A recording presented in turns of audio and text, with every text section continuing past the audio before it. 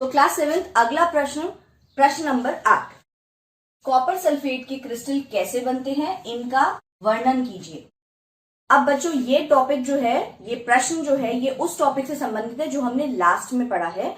तो आप अपने इस प्रश्न का उत्तर ढूंढने के लिए हमारी उस लेक्चर वीडियो को देखिए और इस प्रश्न का उत्तर अपनी कॉपी में नोट करिए। अब देखिए बच्चों, प्रश्न नंबर 9 क्या कहता है। समझाइए कि लोहे के गेट पेंट करने से उसका जंग लगने से बचाव किस कारण से होता है। तो आपको बच्चों ये पता है कि जंग लगने के लिए लोहे में किस चीज की आवश्यकता होती है। कौन सी ऐसी दो चीजें होती हैं जो कैटलिस्ट की तरह एक्ट करती हैं। वो होती है ऑक्सीजन यानी हवा और जल या जलवाष्प जो कि नमी के अंदर मौजूद होता है।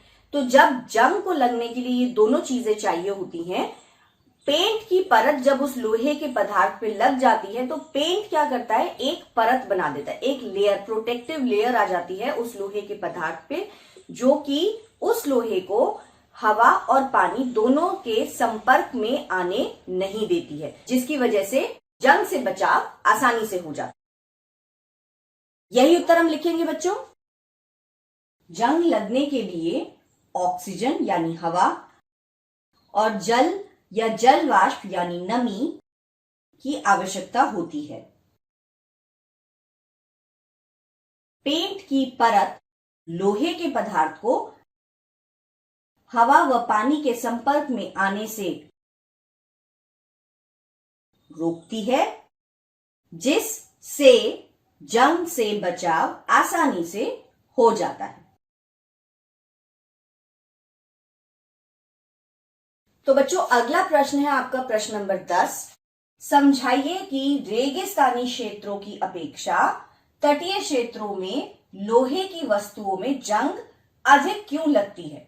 तो बच्चों मैंने आपको अभी बताया कि जंग लगने के लिए हमें दो चीजों की आवश्यकता होती है, हवा में मौजूद ऑक्सीजन और जल या जलवाष्प जो कि नमी के अंदर आता है। इन दोनों की उपस्थिति में ही जंग लगता है। अब तटीय क्षेत्रों में यानी कोस्टल एरियाज में जो वेदर होता है वो कैसा होता है, ज्यादा ह्यूमिड होता है, मतलब आर्द्रता उसमें जो तटीय क्षेत्र होते हैं उनके वेदर में ज्यादा होती है एज कंपेयर टू रेगिस्तानी क्षेत्र। तो ये जो डेजर्ट एरियाज होते हैं, क्योंकि ह्यूमिडिटी लेवल कम होता है, नमी कम होती है, तो जो संपर्क में जब लोहे की चीजें नमी से कम आएंगी तो क्या होगा, उसमें जंग कम लगेगा। यही उत्तर है इस प्रश्न का, जो कि आप अपने साथ लिखिए। जंग लगने के लिए हवा यानी ऑक्सीजन और नमी यानी जल या जल वाष्प दोनों की उपस्थिति की आवश्यकता होती है। रेगिस्तानी क्षेत्रों की तुलना में तटीय क्षेत्रों में आर्द्रता यानी हवा में नमी की मात्रा ज्यादा होती है, इसीलिए तटीय क्षेत्रों में लोहे की वस्तुओं में जंग अधिक लगता है।